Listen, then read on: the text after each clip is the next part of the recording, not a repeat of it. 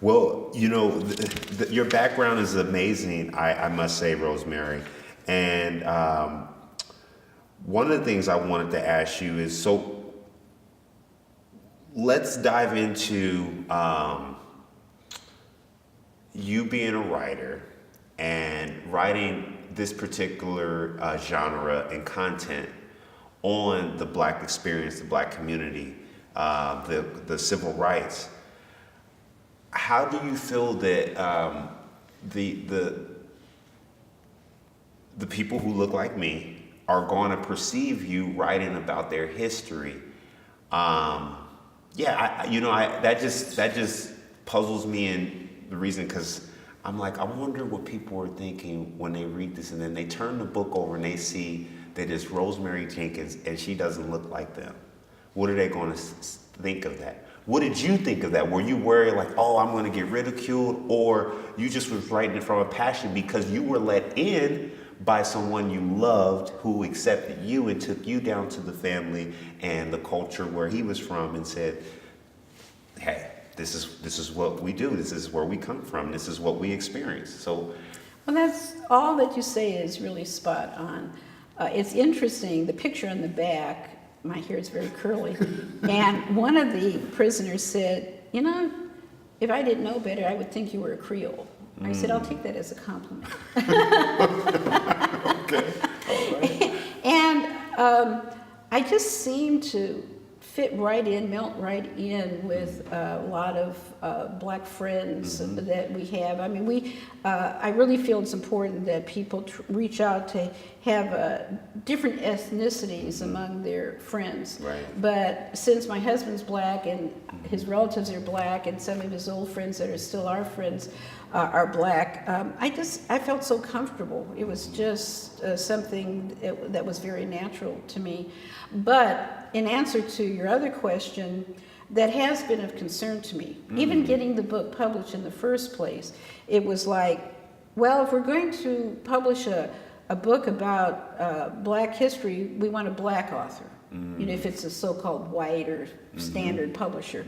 And then if it's a Black publisher, it's like, well, there are not enough Black people writing, so we want a Black writer, So it was a real journey, and I have to admit, I know that there will be people who will probably be resentful just at the thought of it. Right. But I also believe if they give themselves the chance to read the book from beginning to end and understand it is genuine, I didn't copy it from anybody. It's from my experiences and my interactions with people and the research that I've done.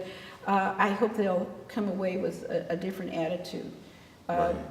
People should, like if you're writing a story about Schindler's List, although that is a Spielberg movie, but you should be able to write a story about the Jewish experience without being Jewish, or the Muslim experience without being Muslim. Speaking of which, there is the first women's mosque in Los Angeles, and they meet once a month on Friday afternoons. And I read about it in the newspaper when they first started, and I've been going every month ever since. They are open to everybody. You don't have to be. So if Yes. you're not Muslim. Yes. Now men can't go. They have special socials, but during the service, only women can be there. There's a sense of safety and security, and the children under 12, whether they're boys or girls, can be there.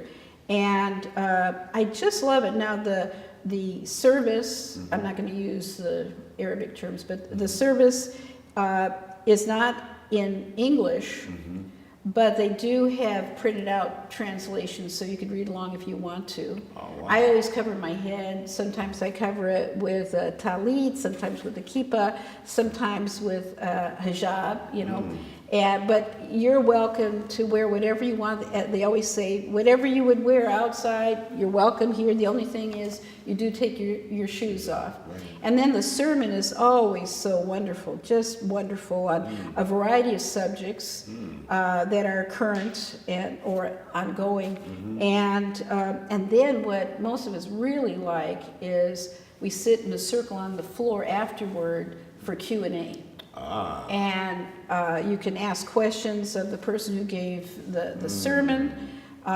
Sometimes people, there's a lot of crying because if it has to do, let's say, with domestic abuse, the women can feel free to talk about what they've experienced and there are suggestions about how to handle it. If you have a child who is on drugs or another child who was born with deformity, just all kinds of things. And then the question came up because of so much of the anti-Muslim feeling engendered by the current president, I shall not mention his name.